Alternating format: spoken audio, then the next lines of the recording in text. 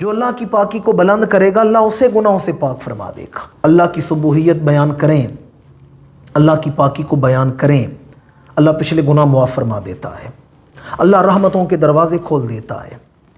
تسبیح کرنے سے مشکلات آسانیوں میں بدل جاتی ہیں، مشکل سے مشکل کام آسانی میں بدل جاتا ہے اگر اللہ کی تسبیح بیان کریں، اللہ کی سبوحیت بیان کریں۔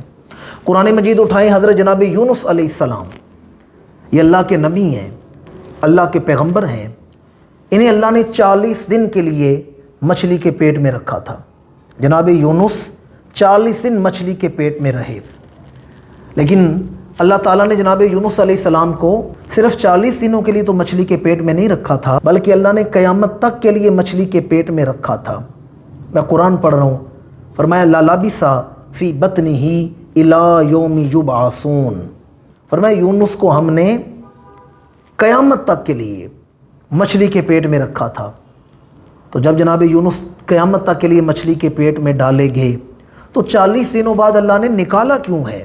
اللہ نے اس راز سے خود ہی پردہ اٹھا دیا، فرمایا فَلَوْلَا أَنَّهُ كَانَ مِنَ الْمُسَبِّحِينَ، فرمایا وجہ یہ تھی کہ یونس میری تسبیح بیان کرتا رہا ہے۔ 40 دن مچھلی کے پیٹ میں آپ یہ تسبیح پڑھتے رہے ہیں، لا الہ الا انت سبحانک انی کنت من الظالمین، تو اللہ نے وہ مشکل آسان کر دی، 40 دنوں بعد مچھلی کے پیٹ سے نکال لیا۔ تو تسبیح کرنے سے مشکلیں آسانیوں میں بدل جاتی ہیں، گناہ معاف ہو جاتے ہیں۔ حضرت نوح علیہ السلام اللہ کے نبی ہیں، جب آپ کے وصال کا لمحہ قریب آیا تو آپ نے اپنے بیٹوں کو بلایا اور فرمایا 950 سال میں نے دنیا میں گزارے ہیں، اب اپنے پروردگار سے ملاقات کا وقت ہو گیا ہے، تو میں تمہیں کچھ وصیت کرنا چاہتا ہوں۔ فرمایا پہلی بات میرے بیٹو، کبھی بھی توحید کا دامن نہ چھوڑنا، توحید کا دامن مضبوطی سے تھامے رکھنا، کبھی بھی توحید کو نہ چھوڑنا۔ اور دوسری بات فرمایا اللہ کی تسبیح بیان کرتے رہنا، اللہ کی پاکی بیان کرتے رہنا۔ بیٹوں نے عرض کیا ابا جان اس موقع پر آپ تسبیح کرنے کا حکم کیوں دے رہے ہیں؟ تو فرمایا اللہ جو آسمانوں سے رزق کے دروازے کھولتا ہے، وجہ یہ ہے اہل زمین اللہ کی تسبیح بیان کرتے ہیں۔ اگر زمین سے اللہ کی تسبیح بیان کرنا بند کر دیا جائے رزق کے دروازے بند ہو جاتے ہیں، زمین اجناس نہیں دیتی، زمین اپنی نعمتیں نہیں اگلتی۔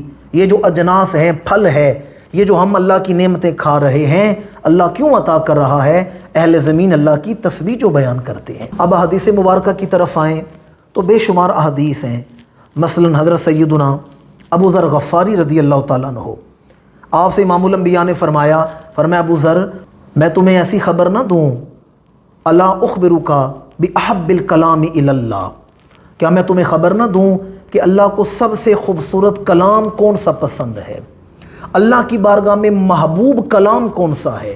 عرض کیا اخبرنی، یا رسول اللہ ارشاد فرمائیے۔